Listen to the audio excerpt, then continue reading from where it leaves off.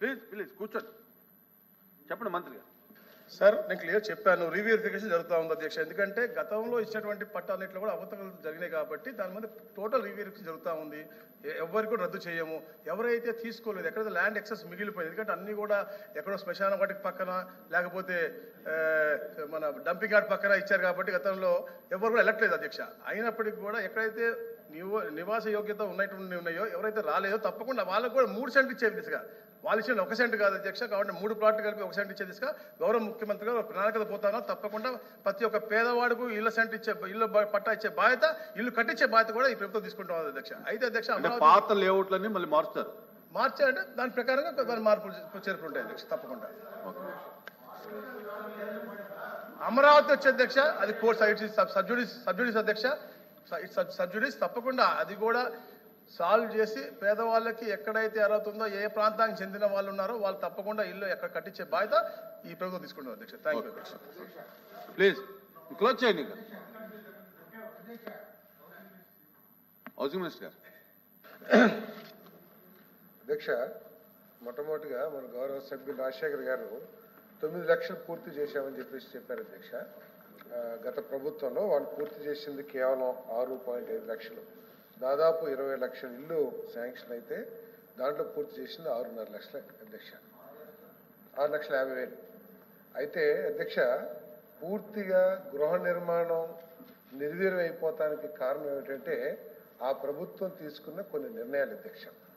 ఏమిటంటే దాంట్లో ముఖ్యంగా చంద్రబాబు నాయుడు గారు 2014-19 మధ్య కాలంలో పూర్తిగా రాష్ట్ర ప్రభుత్వ నిధులతో, అనా పైసాతో సహా రాష్ట్ర ప్రభుత్వ నిధులతో 2.5 లక్షల రూపాయలతో ఎన్టీఆర్ హౌసింగ్ కింద ఒక్కొక్క యూనిట్ కట్టించారు అధ్యక్ష.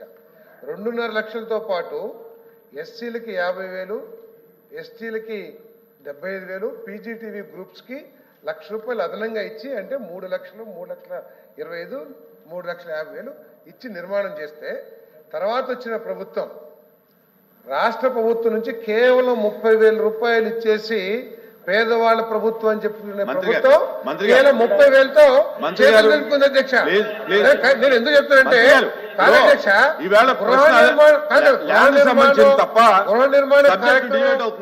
గృహ నిర్మాణ కార్యక్రమం నిర్వీర్యం అయిపోతానికి కారణాలు ఏంటో నేను చెప్తాను అధ్యక్ష. మీరు అడుగుతున్నారు అందరికి ఇల్లు ఇస్తారని అడుగుతున్నారు అధ్యక్ష. అందరికి ఇల్లు ఇవ్వడమే కాదు, నిర్మాణం చేసిస్తాం కూడా అని చెప్తున్నారు అధ్యక్ష. కారణం ఏంటంటే ఈ రోజు ఈ ప్రభుత్వం వచ్చిన తర్వాత యూనిట్ కాస్ట్ ని 2 లక్షలు పెంచాం అధ్యక్ష. వాళ్ళు అనొచ్చు కేంద్ర ప్రభుత్వం ఇచ్చింది కదని చెప్పేసి. గత ప్రభుత్వంలో కేంద్ర ప్రభుత్వం ఎంత ఇచ్చిందో అంతే అమౌంట్ ని ఈ రోజు కూడా అదే ప్రభుత్వం ఇస్తుంది అధ్యక్ష.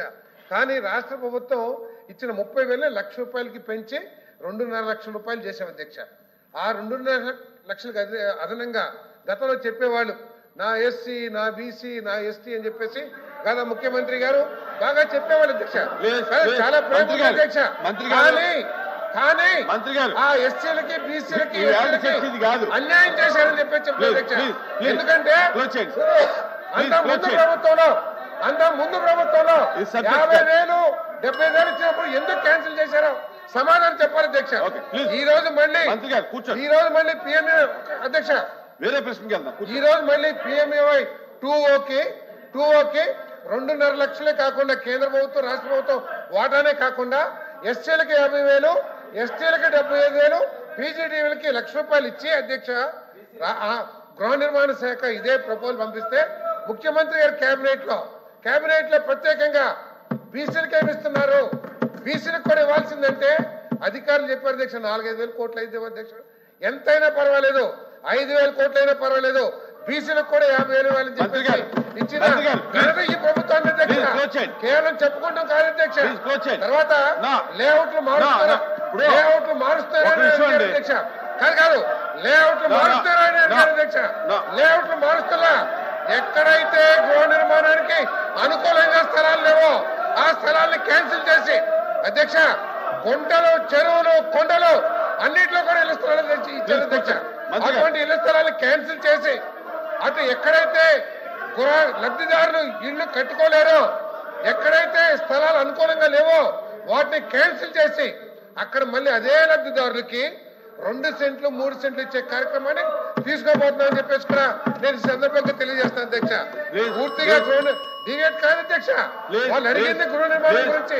Please. గృహ నిర్మాణం ఎందుకు నిర్వీర్యమైందో చెప్తారు. No. 20 లక్షల ఇల్లు శాంక్షన్ చేస్తే మంత్రి గారు. ఎందుకు కట్టలేకపోయారని చెప్పేసి మంత్రి సమాధానం గారు. చెప్పారు అధ్యక్ష. ఈరోజు మంత్రి గారు. ఈరోజు తప్పకుండా తెలుగుదేశం ప్రభుత్వం చంద్రబాబు నాయుడు గారి నాయకత్వంలో ప్రతి పేదవాడికి అర్హత ఉన్న ప్రతి పేదవాడికి ఇల్లు ఇవ్వాలనే లక్ష్యంతో 2 సెంట్లు 3 సెంట్లు స్థలాలు ఇవ్వటమే కాకుండా ఇల్లు పూర్తి చేస్తామని చెప్పేసి కూడా మనం చేస్తాం అధ్యక్ష. అదేవిధంగా 2 సెంట్లు గురించి 3 సెంట్ల గురించి సర్వే కూడా మంచి పద్ధతి ప్రారంభమైంది కాదండి. అధ్యక్ష. మంత్రి దయచేసి గారు. అర్థం చేసుకోమని చెప్పేసి మనం చెప్తున్నాం. ప్లీజ్ ప్లీజ్ ప్లీజ్ ప్లీజ్ కూర్చో ప్లీజ్ కూర్చోండి.